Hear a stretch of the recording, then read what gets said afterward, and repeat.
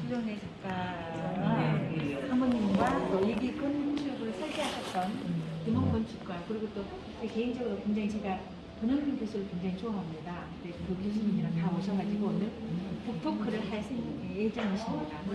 기회가 된다면 2시부터 하니까 또 식사하시고 오셔가지고 했습니다. 권영민 교수나 조정래 선생님 1년에 한 번씩 꼭 여기 오셔서 이렇게 토크를 하시는데 그런 분들 만나서 굉장히 어렵더라고요. 자, 여기 조정래 작가의 그 작품들입니다. 이렇게 너무 유명하죠. 선생님들 딱 이렇게 보면 태국사람 아리랑 한강밖에 원래 생각이 안 나실 겁니다. 시대순으로 본다면 아리랑이 태국사람에게 한강이겠죠. 근데 가장 조정래 선생님 먼저 썼던 소설은 태국산맥입니다.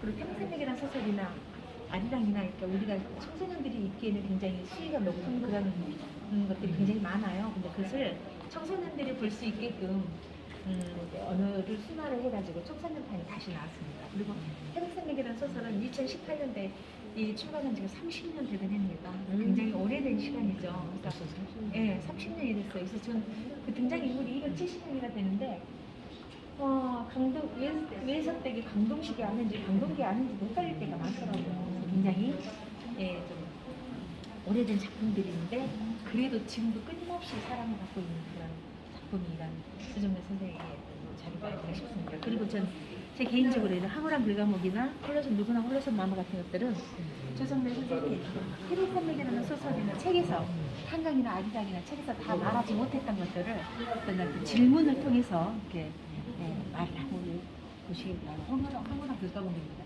제목이 너무 예쁘죠. 황홀한 불가목. 당신의 서재를 누가 나를 못 나가게 하지만 자기는 정말 황홀함에 쌓여있는 어떤 감옥이다. 서재를 그렇게 표현하셨답니다. 조금만 크게 해주시면. 자, 이쪽으로 들어오십시오. 우리나라의 일반적으로 건물의 방향은 동남향입니다. 근데 이 태백산맥 문학관의 건물의 방향은 북쪽을 하고 있습니다. 이 건물을 설계하신 분은 김원 건축가, 그 당시는 서울대학교에 계셨습니다.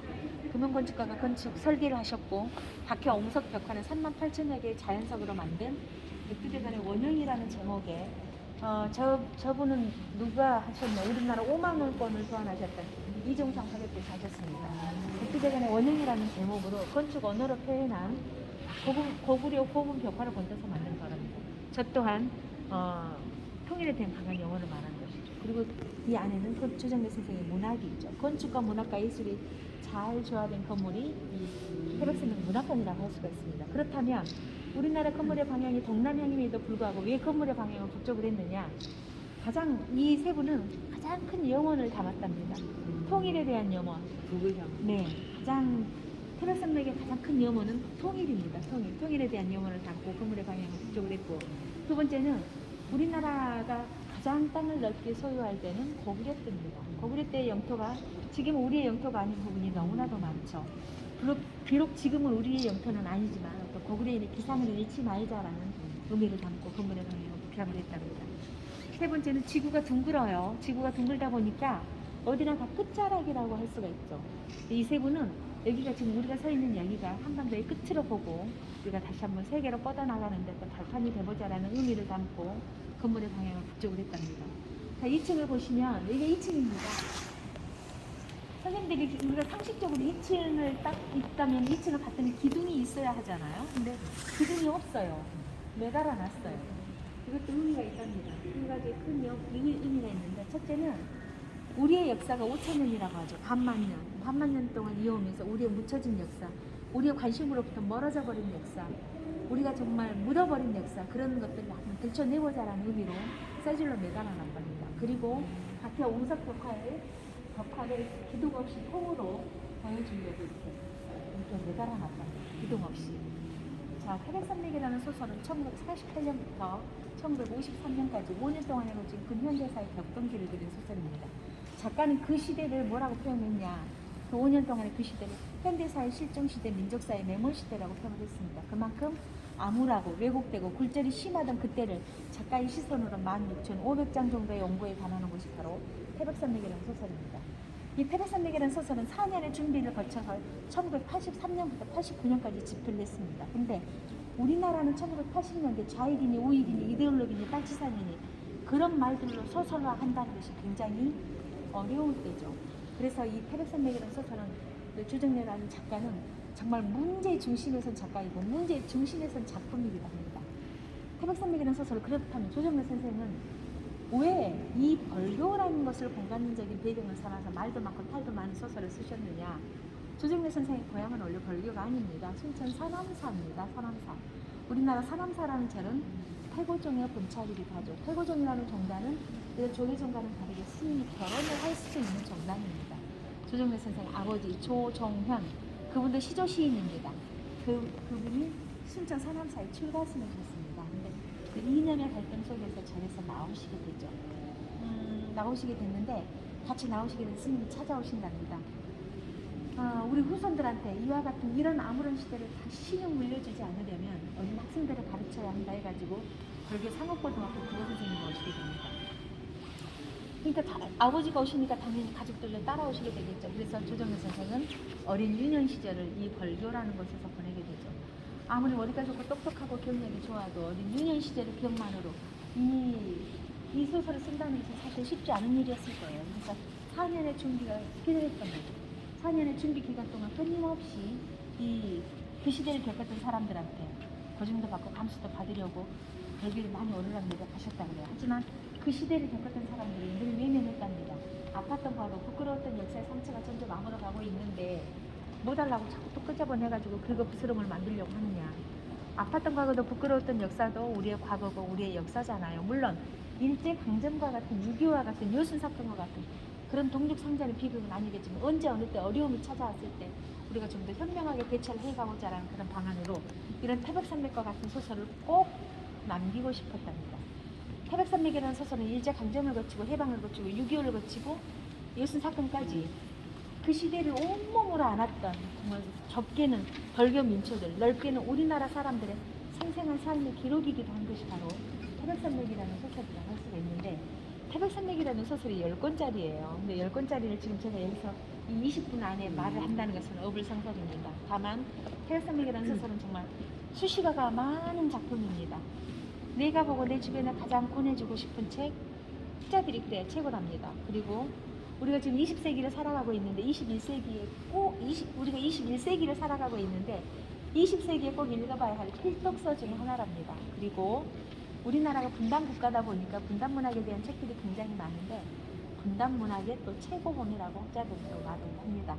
여기는 조정래 선생이 준비 기간서부터 집필 기간까지 약 한 10년에 걸쳐서 쓴 작품 중에 한 700여 점이 여기가 전시가 되어 있습니다. 이쪽으로 가보실까요? 자, 여기는 그 당시 조정래 선생이 소설을 썼던 그 당시에 어떤 벌교의 약속입니다. 조정래 선생은 굉장히 그림을 잘 그리신답니다. 지금도 그리고 또 오드로 글을 쓰시는 게 아니라 펜으로 쓰신답니다. 이것이 어쩌면 이런 것들이 이런 치즈 수첩이나 이런 것들이 그 소설을 쓰는 콘티아 같은 역할을 하고 있는 거죠. 이런 치즈 수첩 노트들이 한 70여 권이 수장고에는 보관되어 있습니다. 자, 여기는 태백산맥이라는 소설의 그 후반부 어떤 이념적인 이야기들은 박현치 선생이라고 조선대학교에서 정치사를 강의하셨던 분입니다. 그분의 이야기로도 굉장히 많이 쓰셨죠. 우리 소설 태백산맥이라는 소설은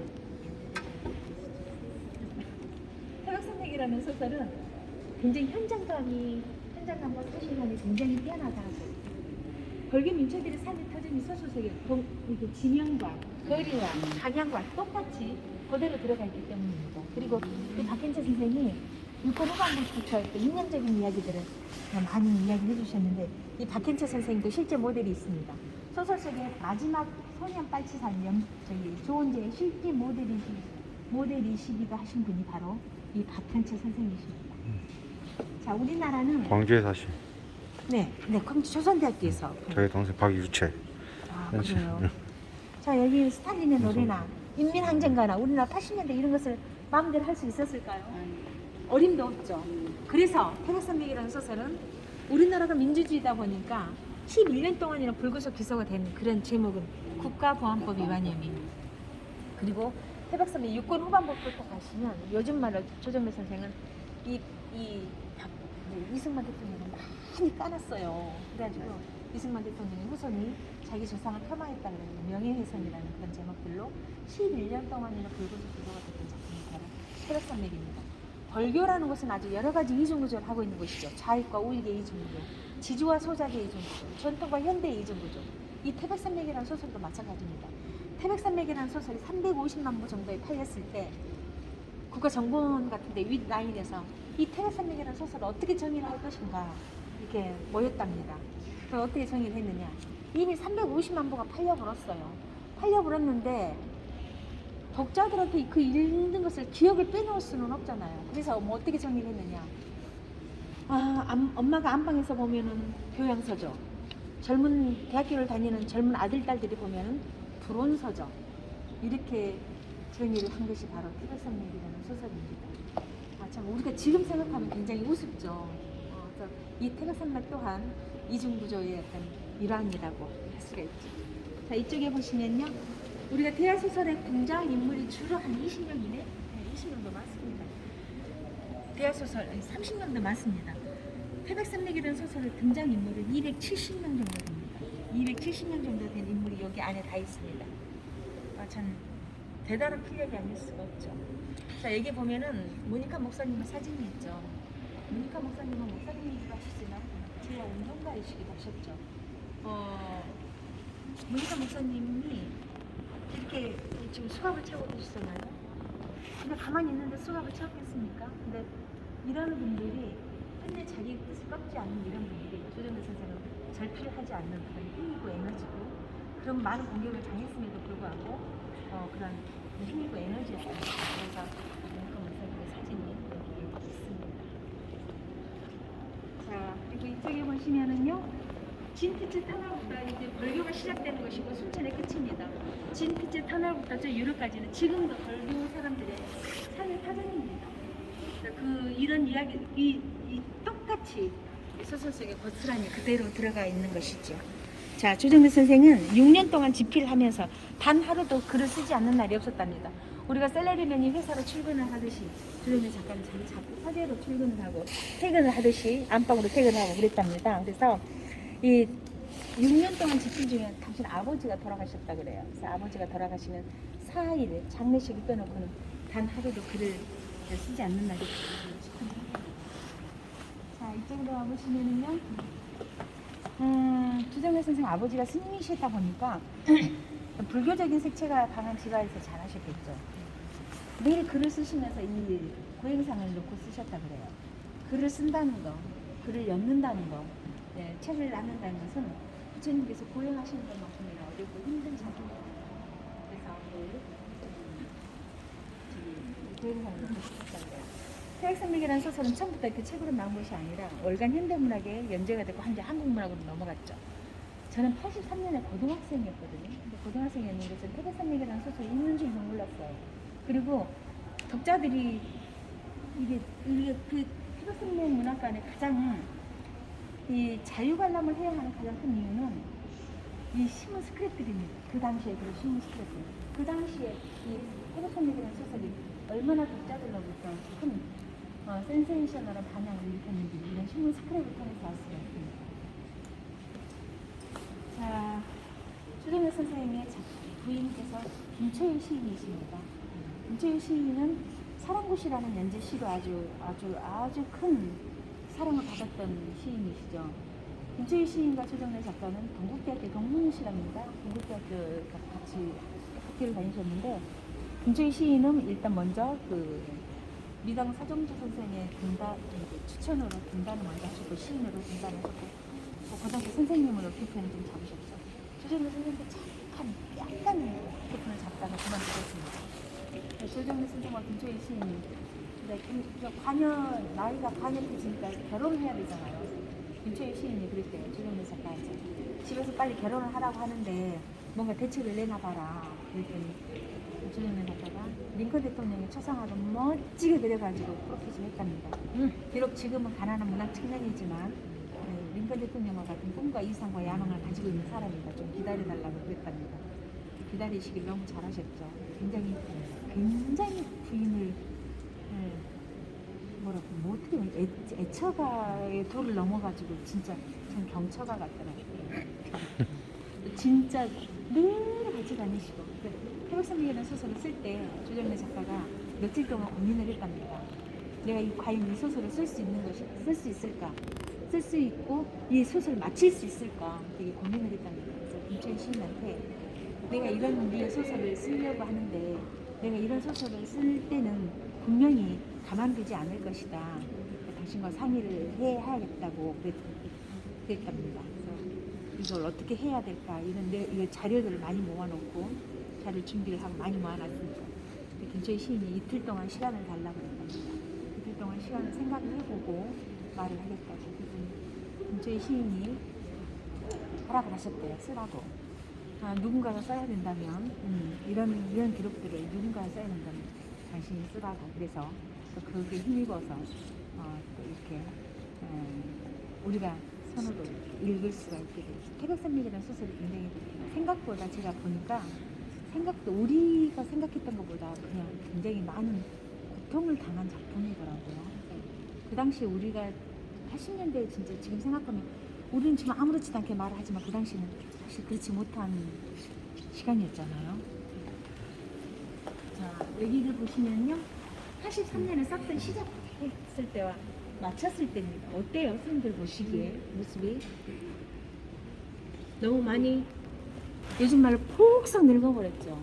최정일 작가는 이 글을 다 쓰고 나서 뭐라고 표현을 했냐면 찐이 빠졌다라고 표현을 하셨답니다. 진짜 찐이 빠진 모습인 것 같아요.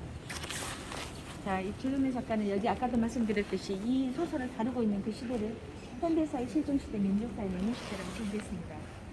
조정래 작가는 나는 좌편도 아니고 우편도 아니고 나는 역사, 당신이 이렇게 자료를 조사를 해가지고 난 역사를 바탕으로 해서 소설을 쓴 거지 나는 우익의 성향이 있는 사람도 아니고 자익의 성향이 있는 사람도 아니다. 나는 그냥 그 소설로 좀 봐주라. 이렇게 늘 문제가 많았으니까 그런 말들을 호기심이 중요합니다. 자, 여기를 보면은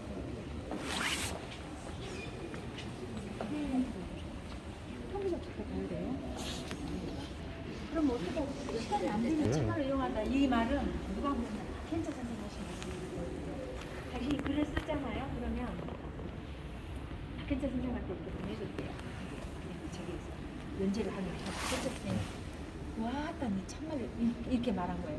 사실 우리 일제강점기 때 지주와 소작의 어떤 비율은 진짜 후한 사람은 4대 6, 조금 덜 후한 사람은 7대 3, 정말 못된 사람은 8대 2, 진짜 중도 같은 사람은 9대 1, 그렇게 소작을 나눠 가졌단 말이에요.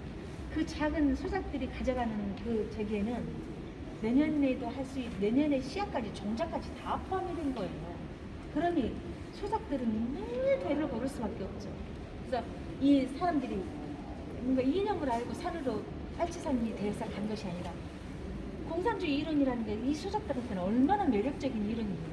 공동으로 생산해서 공동으로 나눠 갖자는 게 얼마나 큰 매력이 있어요. 그래서 이념이 뭔지도 모르고 우리 어떤 평등한 세상이 온다는 그만만 믿고 빨치산이 돼가지고 산으로 들어가는 거죠. 굉장히 이런 것들을 보면 얼른 하고 가시게요. 평균학집은 사실은 제가 안 가야 되는데 영화로도 됐어요. 태백산맥이라는 소설 94년대 윤건택 감독께서 하셨죠. 여기는 조정래 작가가 썼던 소설을 시나리오화한 거고 이 시나리오를 심의를 받은 시나리오입니다. 윤건택 감독께서 말하고자 하는 내용이 10분의 1도 안 들어있다는 거예요. 영화가 조금 일찍 내렸어요. 태백산맥이라는 소설은 영어와 불어와 중국어와 일본어로 번역 중에 있는 것도 있고 이미 번역이 끝난 것도 있어요. 근데 태백산맥이라는 소설은 선생님들도 보시다시피 지금 우리가 전라도에 살고 있지만 이게 도대체 뭔 말이돼? 그러고 다시 따박따박 읽어야 할 구절들이 너무나도 많아요. 사투리가 너무 많기 때문에. 그래서 영어와 불어와 중국어, 일본어 어떻게 전달이 될까요? 이 정서들이 너무나도 많이 삭제가 됐다는 거예요. 사람들이 물어봐요. 왜 태백산맥이라는 소설이 노벨 문학상을 받지 못할까요? 사람들이 또 그렇게 또 대답을 해요. 일단 너무 길다. 너무 길어요. 그 사투리가 너무 많아요. 이 번역을 할 수가 없답니다. 그 다음에 우리는 어려서부터 그러니까 분단 국가다 보니 반공 교육을 받아왔어요. 근데 그 이념이 다르다는 것이 뭔 줄은 알아. 그런데 외부 사람들은 그런 걸 잘 모른답니다. 그러니까 그런 것들이 잘 전달이 되지 않기 때문에 태백산맥 이런 소설을 그렇게 아는 것이 아니냐 그렇게 말씀하십니다. 자, 이쪽으로 가시면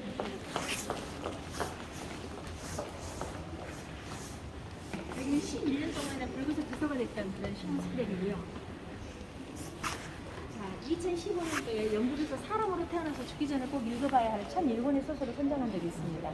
아라비안 나이트에서부터 근현대 이르기까지 1200년 동안 여기서 소설을 총망라해서 우리나라 소설이 2권이 선정이 됐습니다. 태백산맥이라는 소설과 뭐가 됐을까요? 바쁘니까 토지가 됐습니다. 토지라는 소설과 태백산맥이라는 소설은 감히 비교 불가합니다. 하지만 다른 점이 있습니다. 토지라는 소설은 소설 속에서 문해지가 밖으로 나온 것이 큰 특징이라면 태백산맥이라는 소설은 벌교 민초들의 삶이 터진 소설 속에 그대로 들어가 있는 것이 큰 특징이죠. 토지라는 소설은 공간적인 배경이 멀리 가죠. 하지만 태백산맥이라는 소설은 모든 사건의 시작과 끝이 늘 이 벌교를 떠나지 않는다는 겁니다. 그리고 또 여기 있는 태백산맥에 대한 수식어 드립니다. 저는 참 대단한, 이것만 봐도 정말 대단한 생각입니다.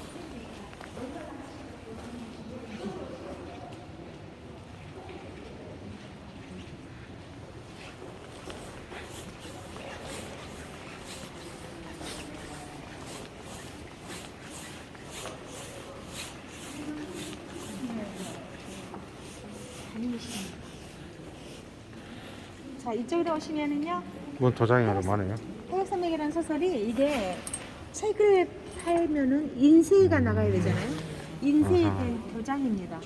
이게 35개인가 될 겁니다. 이 한 부 25만 부를 찍으면은 도장이 닳아버린대요.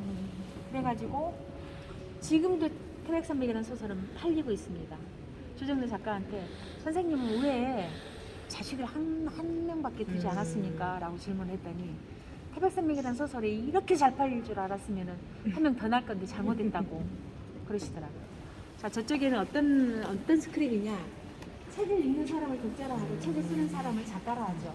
책을 읽고 느낌을 받는 것은 독자 마음입니다. 작가가 독자 여러분 나는 책을 이렇게 썼으니까 독자들은 이런 방향으로 이해를 해주십시오 이렇게 말하지 않잖아요.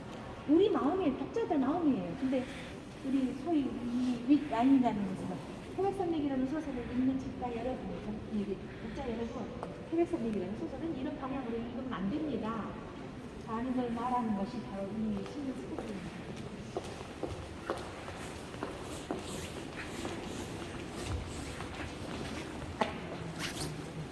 이리 오세요. 자, 이게 태백산맥이라는 소설의 6필 원고입니다. 6필 원고라고 하죠. 16,500장. 근데 이 첫 장과 끝 장만 양쪽에 코팅이 돼가지고 전시가 되어 있습니다. 왜 그러냐? 이걸 놔뒀더니 글씨가 바랬대요. 그래가지고 이 수장고에다가 넣어놨고 조정래 선생이 썼던 태백산맥이라는 소설을 말고 여기 보면은 아리랑과 태백산맥과 한강의 그 6필 원고입니다.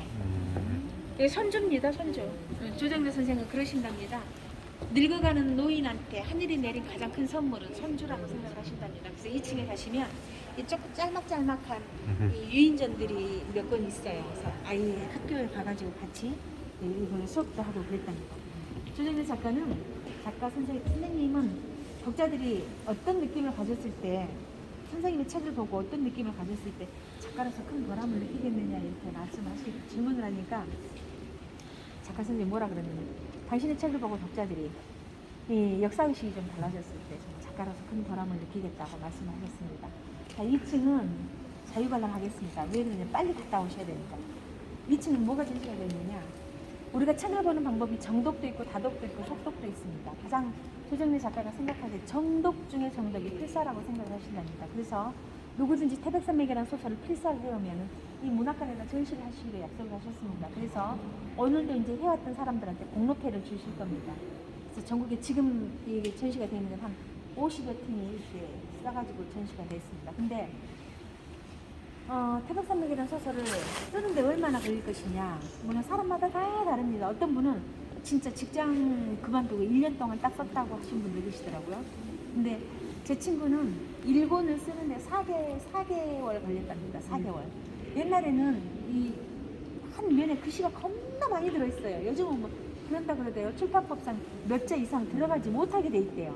근데 요즘은 그런데 진짜 많이 들어가 있어요. 근데 어떤 분이 단 하루도 빼먹지 않고 하루에 꼬박꼬박 2시간씩을 썼대요. 그랬더니 840일 정도가 걸리더랍니다.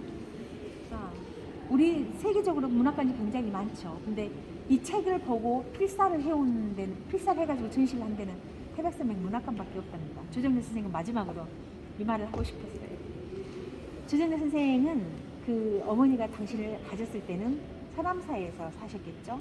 그래서 조정래 선생의 어떤 태교 음악은 스님들이 울려대는 독경설이고 절에서 울리는 풍경설이고 그랬을 거예요. 그래서 조정래 선생은 그러시더라고요. 절에 대한 서남사나 절에 대한 이야기, 벌교에 대한 이야기를 쓸 때는 단 한 장의 파지도 나오지 않았대요.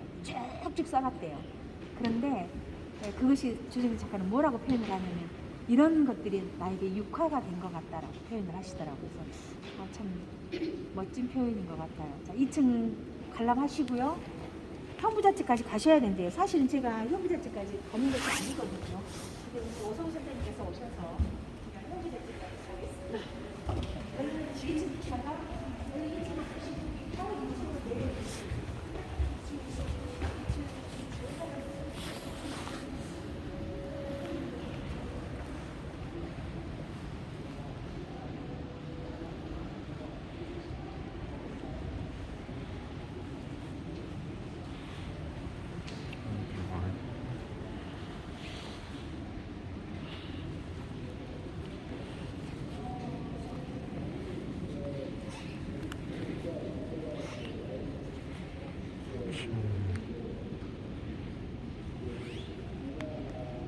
예쁘네.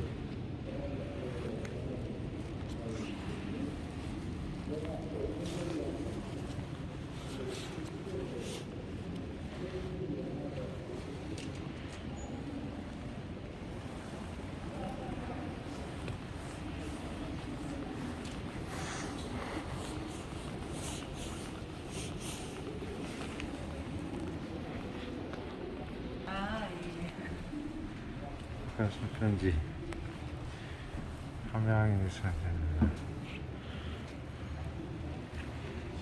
캡처해서 나중에 읽어야겠다.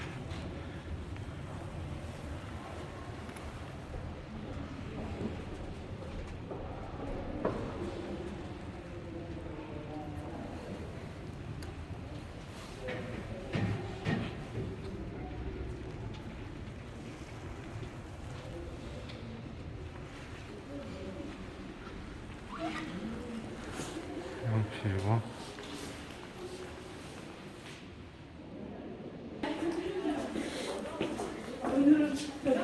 옷이 자꾸 올라가요. 응? 옷이 자꾸 손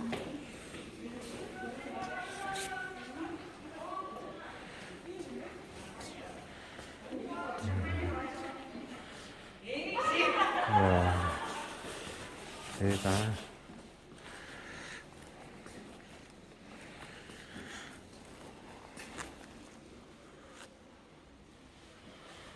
필사는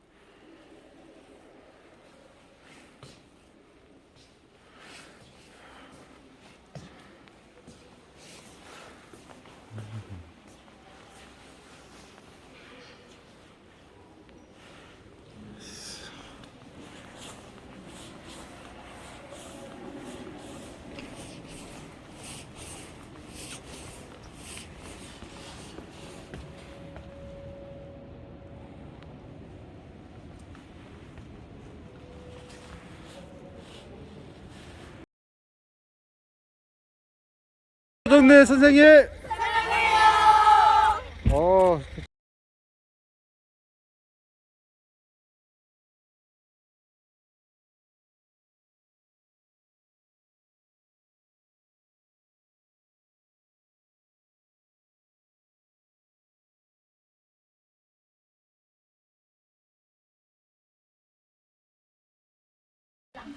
그 당시에는 굉장히 큰 오래된 같은 집이었죠. 이게 서풍을 넣을 정도로 큰 집이었답니다. 여기는 원래가 어떤 집이냐? 이 뒤에 보면 미장박씨 문중이 세 가지 있습니다. 요 뒤에, 요 바로 뒤에. 미장박씨들이 이 뒤에서 제를 지내고 여기에서 문중이 대소사를 논했던 그런 별장입니다. 여행집이 아닙니다. 여기는 다 들어가서 보시면 다 일본식입니다. 다 자단이방이고, 그리고 특히나 정말 특이한 것은 소설 이야기 하려면 겁나 먼데 여기 저기 보면은 목욕탕이 있어요. 목욕탕이. 그 당시에 목욕탕이 있다는 것은 정말 센세이셔널하죠. 그러니까 그렇다고 목욕탕에 뭐 샤워부스 있고 막 그런 게 아니라 밖에서 공부를 떼가지고 무쇠솥에다가 이렇게 물을 딱 데펴 놓으면은 그 안에 목욕을 떼서 살 수 있는 그런 목욕탕이 바로 있습니다. 그리고 또 여기 보면은 둥근 기둥을 썼어요. 원래 우리나라에 둥근 기둥을 편안하게 그냥 무시고 쓸 수 있는 곳은 궁궐과 절밖에 없습니다. 근데 이렇게 둥근 기둥을 썼다는 것은 그만큼 지주의 세가 세다는 그런 의미를 말하는 겁니다. 자, 여기 들어가셔.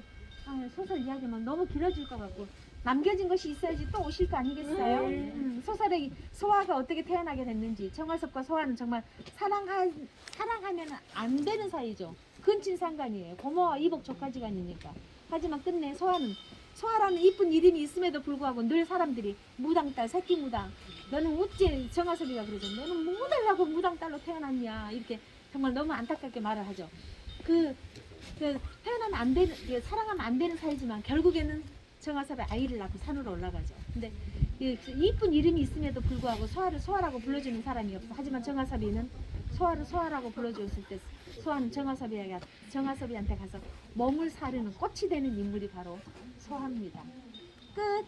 네. 감사합니다. 네, 우리 그 고성을 지킨 김정민 수사를 위해서 다시 한번 시원한 박수 쳐주세요.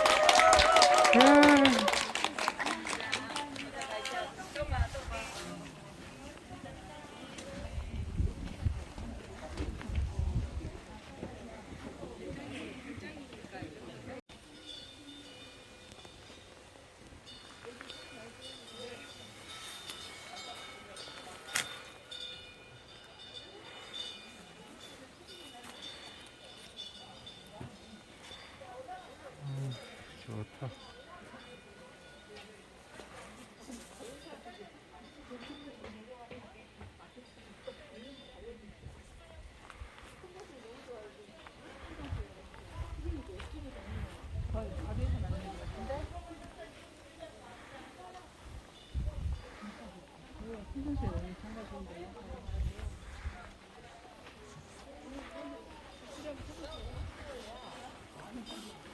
밖에서 찍어볼게요.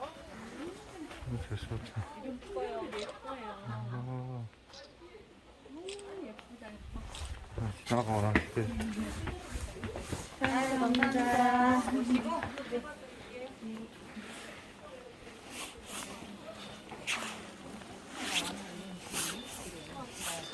이건 뭐야? 누가 넣어놨나? 안내만 있잖아. 안내. 설마 묘지는 아니겠지?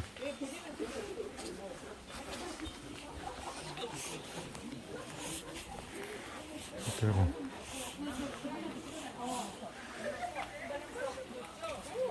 확실해가.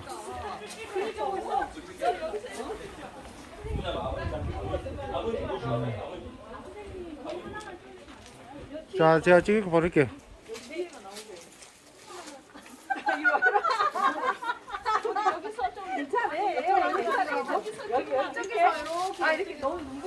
잘 나왔어요.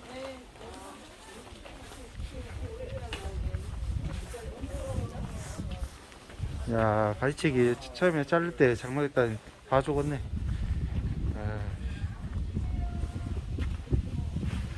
처음에 자를 때 옮겨오면서 너무 치더라고. 다 죽었어.